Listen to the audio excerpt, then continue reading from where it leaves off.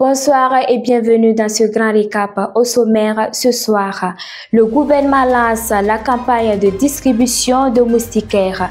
En cette période de saison pluvieuse, le gouvernement renforce sa stratégie de prévention à travers une grande opération de distribution de moustiquaires. Cette année, ce sont au total 15 millions de moustiquaires qui seront distribués sur l'ensemble du territoire. Nous y reviendrons dans un instant. Le Nemnaba Ritam 2 appelle à l'unité. La Cour royale du Nemnaba Ritam 2 a refusé du monde samedi dernier à la faveur du Nabaska, fête coutumière célébrée en hommage aux ancêtres. L'événement a rassemblé de nombreuses personnalités de la chefferie traditionnelle ainsi que du monde politique et culturel. Nous aurons les détails dans ce journal. Entre tradition et modernité, le taux plat incontournable au Burkina Faso. Place centrale dans la gastronomie burkinabé, le taux, bien qu'en perte de popularité auprès de la jeune génération, continue d'occuper une place de choix dans les traditions culinaires et les rituels familiaux. Il demeure un symbole fort d'identité. Nous en parlons également dans un instant. Bienvenue à toutes et à tous, heureux de vous retrouver. Nous ouvrons ce journal avec un événement marquant. Le samedi dernier, la ville de Pau a accueilli la cérémonie de sortie officielle de la 24e promotion des élèves officiers d'active de l'Académie militaire Georges Namouanou. Présidée par le président du Faso, le capitaine Ibrahim Traoré, cette cérémonie a vu la consécration de 135 élèves officiers, dont 110 stagiaires burkinabés et 25 issus de pays amis. Suivons ce reportage signé Jamila Compaoré.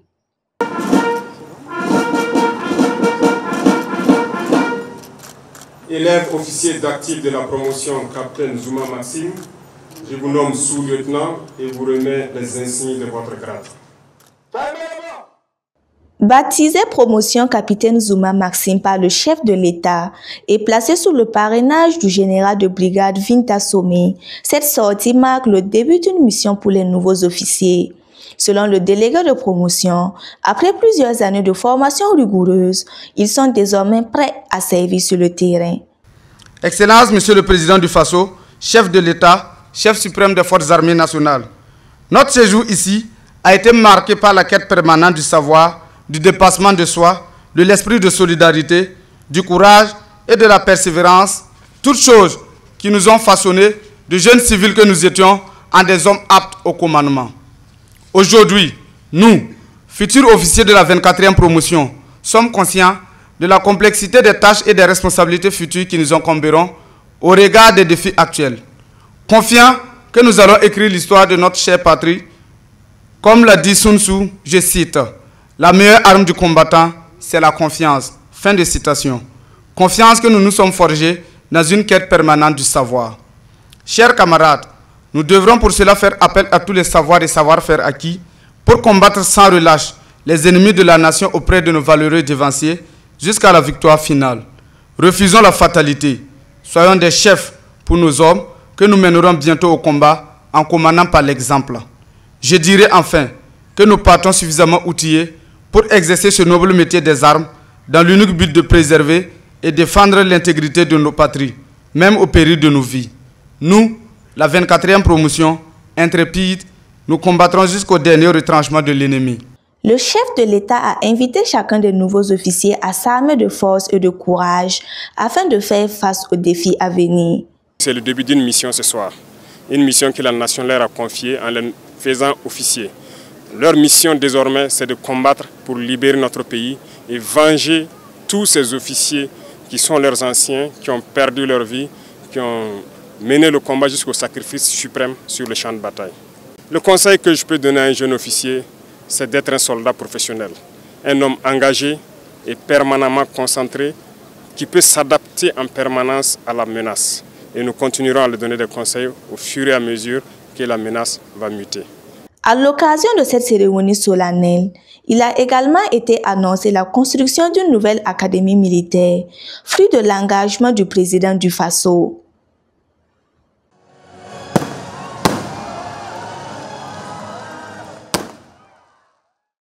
Comme chaque semaine, le Conseil des ministres s'est tenu mercredi 18 juin sous la présidence du chef de l'État.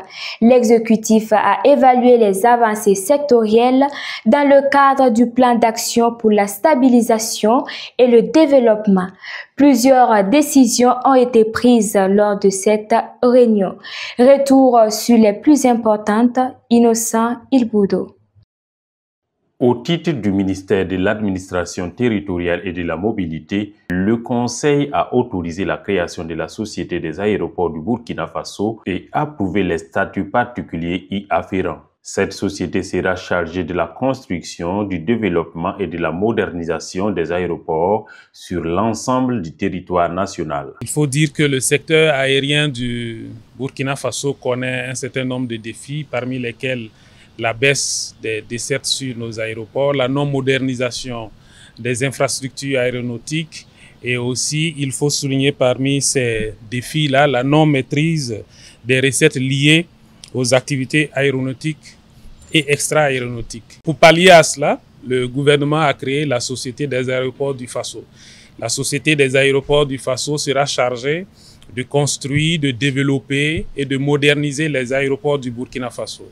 Il faut dire que cette société est aujourd'hui constituée par des structures qui existaient, telles que la MOAD, la maîtrise d'ouvrage de l'aéroport de Doncin, la RAC-Gailleux et aussi la DAN, qui vont aujourd'hui constituer, on va dire disparaître et constituer la Société des aéroports du Burkina Faso. Au compte du ministère en charge de l'agriculture, le Conseil a pris connaissance d'une communication orale relative au bilan de la campagne agricole 2024-2025. À cet effet, le gouvernement a mis à la disposition des producteurs des tonnes de semences ainsi que des outils destinés à renforcer la production agricole. Pour la campagne 2024-2025, elle a bénéficié d'une pluviométrie qui était vraiment satisfaisante parce qu'au 30 septembre 2024, le taux de remplissage des barrages est autour de 113%. Ce qui est supérieur au taux en 2023 qui était de 97%. Donc, cet aspect, combiné aux efforts notables du gouvernement en matière d'aménagement et de travaux des sols, ont permis d'augmenter les surfaces cultivées à 78 893 hectares, soit une augmentation de 8,3% par rapport à l'année précédente.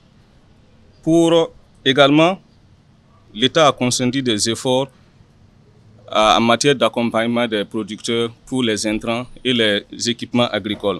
Nous avons mis à la disposition des producteurs des motopompes, plus de 745 motopompes solaires et subventionné plus de 11 000 tonnes de fertilisants composés de NPK, d'urée et de biofertilisants. Pour ce qui est du ministère en charge de la sécurité, le Conseil a adopté un décret portant création de la brigade civique pour l'ordre et la discipline dénommée Brigade Labal. Cette unité opérationnelle aura pour mission de contribuer au rétablissement et au renforcement de l'autorité normative de l'État. Face à la montée préoccupante des actes d'incivisme, du non-respect des règles d'ordre public, de la dégradation de la salubrité urbaine et du relâchement généralisé des comportements sociaux dans les espaces publics, tels que édictés par nos valeurs culturelles, il apparaît nécessaire de renforcer les mécanismes de régulation civique et de discipline sociale au sein de notre société. Malgré les efforts des forces de sécurité, force est de constater que certaines personnes cernent difficilement le message. Il n'est pas rare de constater toujours des gens qui ne respectent pas les règles de la circulation. Il n'est pas rare également de constater des gens qui se permettent toujours de commettre des actes d'insalubrité dans les espaces publics, de jeter des ordures dans les caniveaux, et cela nous est contraint à prendre un texte pour créer cette brigade afin de mettre fin à ces pratiques. Avec cette décision, le gouvernement burkinabé réaffirme sa volonté de moderniser les infrastructures, de renforcer la sécurité intérieure et de soutenir les producteurs dans une dynamique de résilience et de développement durable. Toujours au menu des activités du chef de l'État, le président du Faso, le capitaine Ibrahim Traoré, a rencontré les forces vives de la région du centre-sud dans la mi-journée du samedi. Cette rencontre se situait en marge de la cérémonie officielle de célébration de la journée nationale de l'arbre. L'occasion pour le président du Faso de s'imprégner des réalités des populations du centre-sud. Cécile Sawadgo nous en dit plus. Suivons. Dans la salle polyvalente de Manga, les échanges ont réuni les acteurs clés du centre-sud autour du président du Faso. Le gouverneur de la région, au nom de la population, a exprimé sa reconnaissance au chef de l'État pour cette visite jugée symbolique. Nous avons eu ce matin l'honneur, l'ensemble des chefs de circonscription administrative de la région du Centre-Sud, d'être reçus en audience par son Excellence, Monsieur le Président du Faso, chef de l'État. Nous lui avons fait le compte rendu sur la situation sécuritaire et socio-économique de notre région. Nous lui avons fait le point de la vie de nos circonscriptions et également de la situation de mise en œuvre de certaines actions qui avaient été développées dans notre région.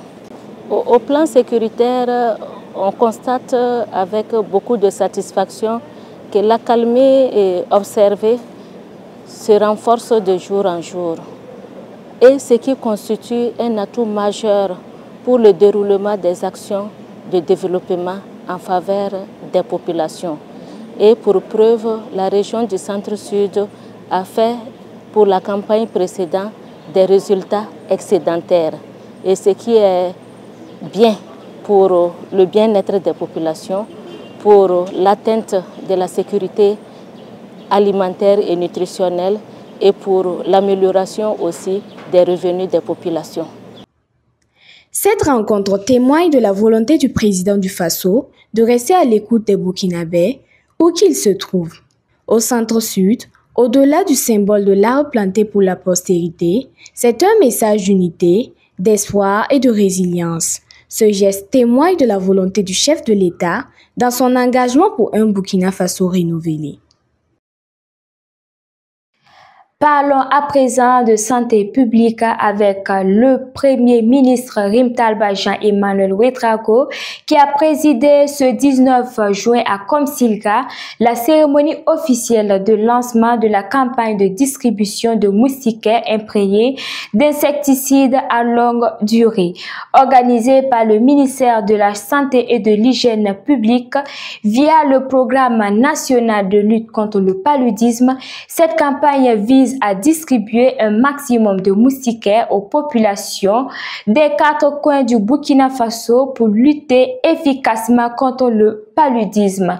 Pour une dépense d'environ 33 milliards de francs CFA, cette année, la campagne MILDA sera digitalisée dans les régions du Haut-Bassin, du centre-ouest, du centre-sud et du plateau central.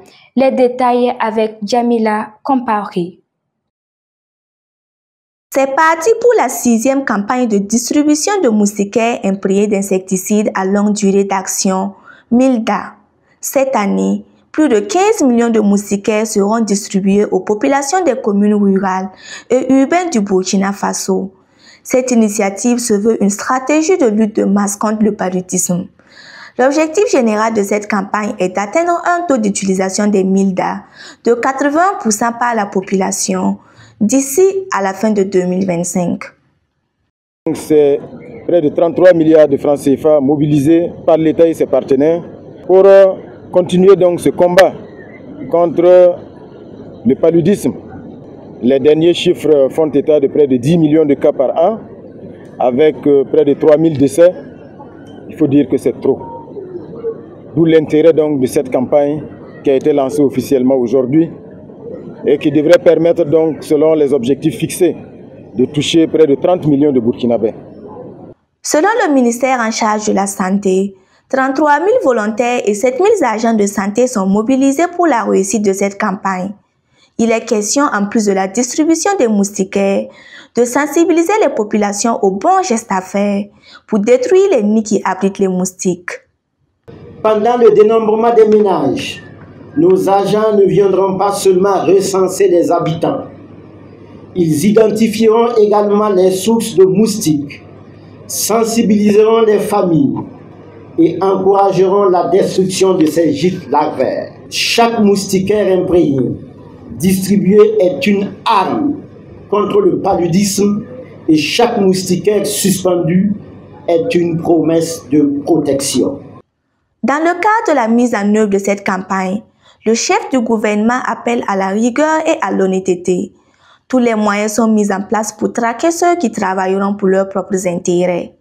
Le ministère de la Santé doit mettre le maximum de rigueur dans la coordination de cette campagne afin que toute personne qui se fera donc prendre dans des malversations ou dans une volonté de dissiper ces moustiquaires qui sont le fruit du sacrifice du peuple burkinabé, que bien sûr les sanctions les plus sévères puissent donc être appliquées à la personne.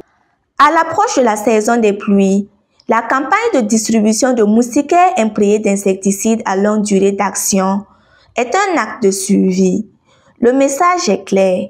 La santé des populations reste primordiale malgré le contexte sécuritaire difficile. Le ministre d'État, ministre de l'Administration territoriale et de la mobilité, a procédé mardi dernier à Ouagadougou au lancement des sessions de formation sur les techniques d'élaboration des actes normatifs à l'intention des cadres des ministères et institutions publiques, organisées par le secrétariat général du gouvernement et du Conseil des ministres. Cette formation vise à améliorer la cohésion juridique et la qualité rédactionnelle des textes et rapports soumis à un Conseil des ministres. Suivant ce reportage de Cécile Sawadro. Les textes normatifs de qualité constituent le fondement sur lequel repose toute gouvernance vertueuse et toute action publique cohérente. C'est pourquoi la science de l'élaboration des textes normatifs doit désormais occuper une place centrale dans le processus de modernisation de l'administration. Pour le ministre d'État, ministre de l'Administration territoriale et de la mobilité, il ne s'agit pas simplement de rédiger des textes, mais de concevoir des normes claires, cohérentes, accessibles et conformes à la Constitution, aux lois nationales et aux engagements internationaux. Il faut dire déjà que, il a été déjà dit tout à l'heure que la bonne gouvernance est basée sur un ensemble de textes normatifs bien rédigés et conformes à notre Constitution, à nos lois et à nos engagements nationaux. Cela est très important pour la survie d'un État. Alors il fallait que la légistique, qui est aujourd'hui la science qui permet d'atteindre ce but-là, soit partagée à tous nos collaborateurs pour que nos textes soient de meilleure qualité. C'est en cela que cette session qui a été organisée par le secrétariat général du gouvernement tient toute sa pertinence. Cette formation s'inscrit dans une dynamique de modernisation de l'action publique et constitue un pas important vers une gouvernance plus efficace. Les cadres seront formés dans les principes fondamentaux de la logistique, mais aussi dans les étapes d'élaboration des textes normatifs. Et 368 cadres de l'administration publique seront formés dans ces modules-là pour qu'in fine, on ait deux résultats principaux. Le premier, c'est qu'il y ait une meilleure qualité de nos textes normatifs. Et le second, vous savez qu'il y a plusieurs écoles en matière de logistique, il y a plusieurs courants.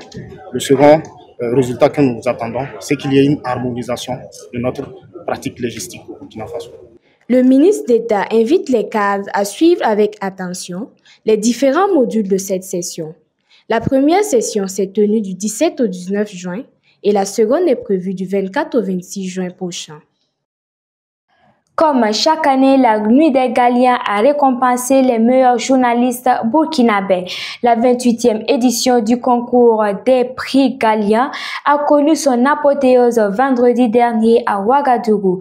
Contrairement à l'édition précédente restée sans lauréat du Super Galien, cette édition a attribué cette récompense suprême à Liranda Philippe Ada, journaliste de la RTB Télé. Avec une moyenne de 17,2 sur 20, il a été distingué pour ses œuvres Grand Ouest, le tournant décisif, et Kiarima 2, voyage au bout d'une mission à haut risque. À côté de Liranda Ada, de nombreux autres journalistes ont été récompensés pour la qualité et l'unité de leur production. Retour sur les temps forts avec Innocent Ilboudou. Reporter de guerre chevronné, l'Iradan Philippe Ada a été désigné meilleur journaliste de l'année, remportant pour la deuxième fois le prestigieux Super Galien. Cette distinction vient couronner son engagement et la qualité de son travail, unanimement salué par le public burkinabé. Il a tenu à exprimer sa profonde gratitude à toutes les personnes qui ont contribué à rendre cette reconnaissance possible. Je pense, pendant que je tiens ce trophée qui est une consécration d'un travail collectif, à toutes les forces de défense et de sécurité qui sont actuellement sur le terrain, qui se battent pour que le Burkina Faso ne tombe pas. Ces personnes se sacrifient, que ce soit militaire, VDP, se donnent à fond au prix même de leur vie pour que notre pays reste debout. Donc, ce soir, je leur dédie ce trophée en pensant à tous ceux qui sont tombés. Nous étions ensemble, en pensant au sous-lieutenant Dan du B7 et à tous les compagnons qui sont tombés à l'Est lors de l'embuscade contre le convoi Boumou. Merci à tous ceux qui, de près ou de loin, ont toujours pensé à moi, ont toujours pensé et prié pour moi. Merci pour tout. Je suis simplement passionné du métier et passionné aussi de la vie de nos compatriotes, des populations. Passionné aussi de l'armée. Parce que lorsque vous passez une journée seulement avec des militaires au front, votre vie change. Parmi les prix spéciaux, Amandine Lalsaga s'est brillamment illustrée grâce à son œuvre intitulée « La menace discrète, les tontines sexuelles à l'école, source de VIH ». Son enquête remarquable lui a valu 2 distinctions. Il faut dire que c'est une réalisation sur les tontines sexuelles des jeunes, des universitaires et également des élèves du secondaire qui s'adonnent à ces pratiques-là. 2, 3, 4 personnes pour la même fille et c'est source de VIH. Alors j'ai fait l'université Bobo, j'ai fait Koudou, j'ai fait Manga, j'ai fait Ouagadougou et il est ressorti ces pratiques sexuelles. Et dans mon sujet, j'ai pris des jeunes qui ont fait ces pratiques sexuelles et qui ont été contaminés par le VIH-Sida, qui ont attiré l'attention des jeunes sur ces pratiques à risque. Donc aujourd'hui, recevoir un prix du ministère de la Santé, je suis très heureuse parce que je sais que ça servira de leçon, ça servira de sensibilisation pour les jeunes, pour que le VIH ne revienne pas en rebond. C'est également une satisfaction pour moi, pour le SPCNLS qui m'a primé, qui lutte contre le VIH-Sida, parce que je sais que l'œuvre sera utilisée pour des sensibilisations. Aujourd'hui, je suis satisfaite, j'ai pris 6 mois pour tourner, donc recevoir ce prix aujourd'hui, ça me galvanise, ça va m'amener encore à aller plus loin, parce qu'aujourd'hui j'ai reçu 2 prix, et j'espère que les prochaines éditions, j'en aurai encore plus. Au total, 59 prix ont été décernés lors de cette 28e édition des Galiens, insufflant une nouvelle dynamique au sein de la profession et encourageant les journalistes à produire des œuvres toujours qualitatives. Mercredi dernier, l'hôtel Azalai a servi de cadre à une conférence de presse marquant le lancement officiel des préparatifs de la 15e édition du CITO, Salon international du tourisme et de l'hôtellerie de Ouagadougou. La dite conférence de presse visait à présenter aux professionnels des médias, aux partenaires et aux acteurs du secteur touristique les grandes orientations de l'édition 2025 ainsi que les principales innovations attendues. Innocent Ilboudo nous en dit plus. La 15e édition du Salon international du tourisme et de l'hôtellerie de Ouagadougou-Cito se tiendra du 25 au 28 septembre 2025. L'annonce a été faite lors d'une conférence de presse organisée par les acteurs du secteur du tourisme et de l'hôtellerie. À cette occasion, le Comité national d'organisation a présenté les grandes lignes de cette édition. Le secteur du tourisme, à l'échelle mondiale, a démontré sa résilience et sa capacité à rebondir après une période difficile. L'Organisation des Nations Unies pour le tourisme a confirmé une reprise significative en 2024 avec 1,4 milliard d'arrivées de touristes internationaux. L'Afrique, notre continent, n'est pas en reste, affichant une augmentation de 12% des arrivées de touristes par rapport à 2023. Placée sous le thème tourisme et intégration des peuples du Sahel, cette édition du CITO met en avant de nombreuses initiatives et activités visant à promouvoir la coopération régionale et le développement touristique. Le tourisme se positionne comme un moteur puissant d'intégration régionale en favorisant les échanges culturels, la découverte mutuelle et la coopération transfrontalière.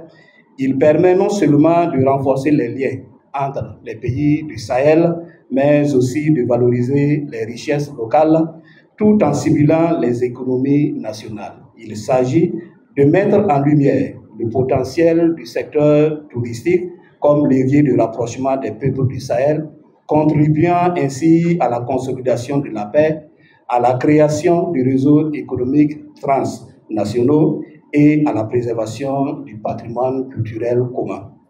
La 15e édition du CITO prévoit accueillir plus de 1000 visiteurs et une dizaine de délégations africaines. Elle s'annonce comme une véritable vitrine du potentiel touristique du Sahel. La politique de relance du tourisme, passons à présent à la culture avec la célébration du Nabaska du Nemnaba Ritam II. Le Nemnaba Ritam II a célébré sa fête coutumière samedi dernier, une fête organisée annuellement en hommage aux ancêtres par la majorité des chefs coutumiers.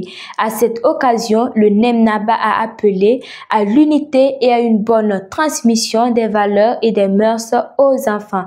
De nombreuses personnalités de divers horizons ont assisté à la cérémonie. Jamila Comparé était sur les lieux. Suivant.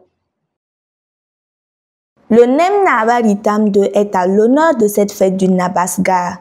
Accompagné de son cortège, il quitte pour une énième fois la cour royale pour recevoir ses invités.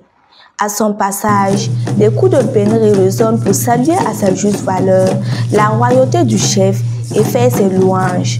Le Nabaska, au-delà d'être une fête pour remercier les ancêtres pour la saison écoulée et implorer leur bénédiction pour celle qui commence, est une invite à la découverte de nos traditions et à la cohésion entre les confessions religieuses.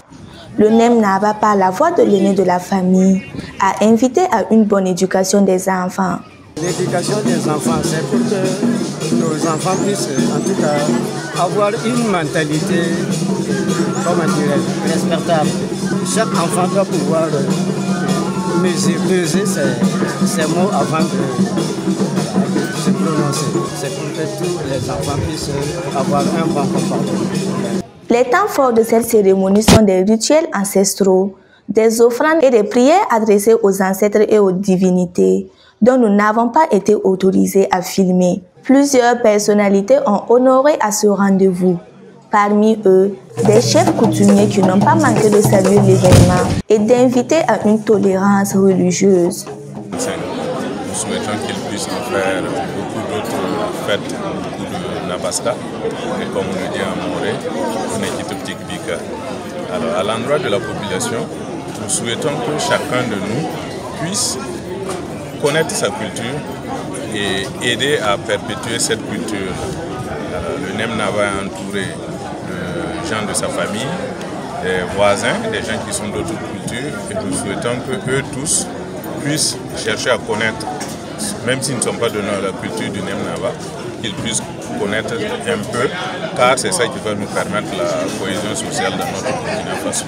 Le Nem Naba Ritam II a été intronisé en 2012. Il est l'un des chefs traditionnels du royaume Mossi à Ouagadougou et fait partie des ministres du Moro Naba, le chef suprême du royaume. Le prochain rendez-vous du Nabaska est pris pour l'année prochaine. Comme annoncé en titre, le taux, le plat le moins aimé par la génération de nos jours, incarne en lui seul toute une histoire. Fait à base de farine de mil, de maïs et de sorgho, le taux est bien plus qu'un simple repas dans la société Mossi. Il est au cœur des traditions, porteur d'identité, mais aussi encadré par une série d'interdits. Pour découvrir le mystère derrière ce plat prestigieux, suivons ce reportage de Cécile Sawadrou.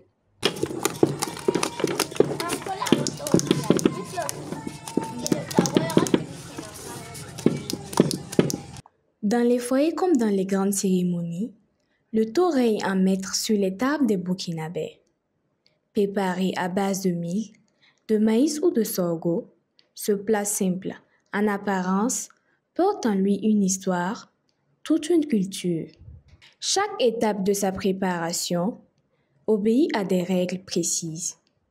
Il existe des interdits liés à la préparation de ce plat. Il est d'abord interdit de préparer le taux avant la sauce. On doit toujours préparer la sauce avant le taux.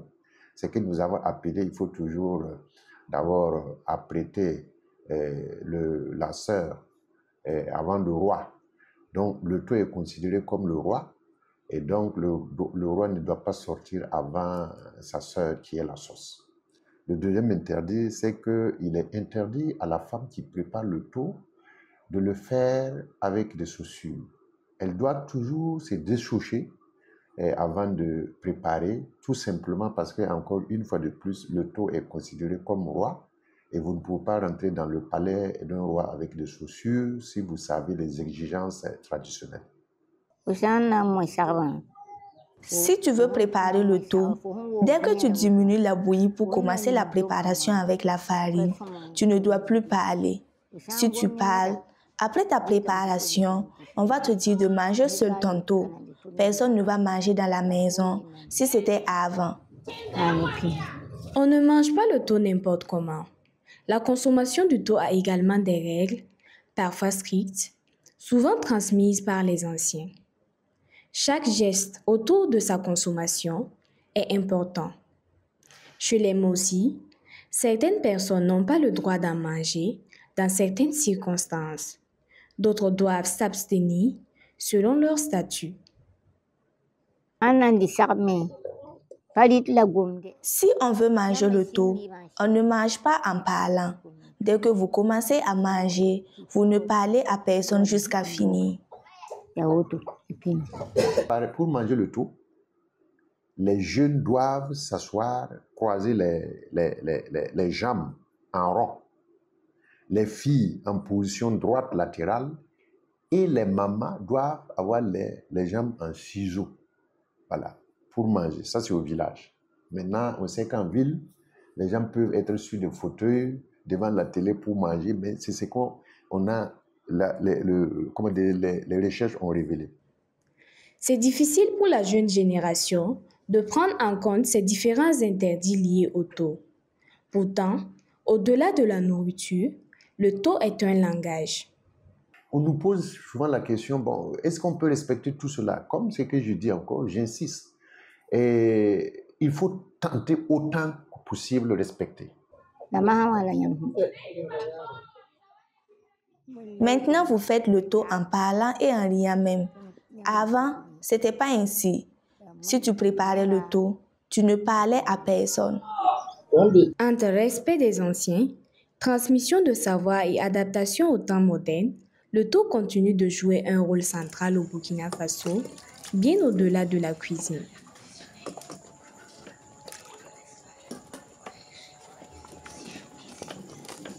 Autre information sous forme de brève. Au Cameroun, le climat est tendu entre Paul Biya et le sud du pays. Des cadres de la région du sud ont appelé dans une lettre ouverte à sanctionner par les urnes le président camerounais lors du scrutin d'octobre prochain. Et pour cause, Paul Biya, au pouvoir depuis 43 ans, est accusé de n'avoir rien apporté à cette région dont il est originaire. Chômage, réseau routier défectueux et absence d'électricité selon eux, tout est en berne dans la zone. Le président Biya est également critiqué pour avoir rompu les liens avec sa zone natale. Selon les auteurs de la lettre, ils ne se souviennent plus de la date de sa dernière visite dans le sud. La Russie met en garde contre toute intervention américaine. Alors que les bombardements se poursuivent entre l'Israël et l'Iran, la Russie a mis en garde jeudi les États-Unis contre toute participation au conflit. Nous voudrions mettre en garde Washington, en particulier contre une intervention militaire dans la situation qui serait une mesure extrêmement dangereuse avec des conséquences négatives vraiment imprévisibles, souligne le Kremlin.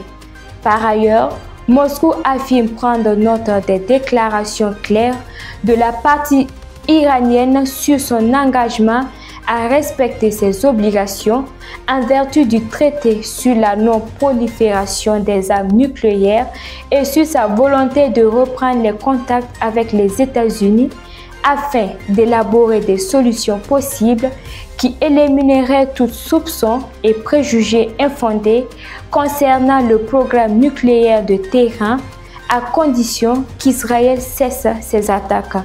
Rappelons que plus de 200 Russes participent à la construction d'une centrale nucléaire dans le port de Bushehr en Iran. Et voilà qui met fin à ce journal. Merci pour votre attention et bon début de week-end à tous.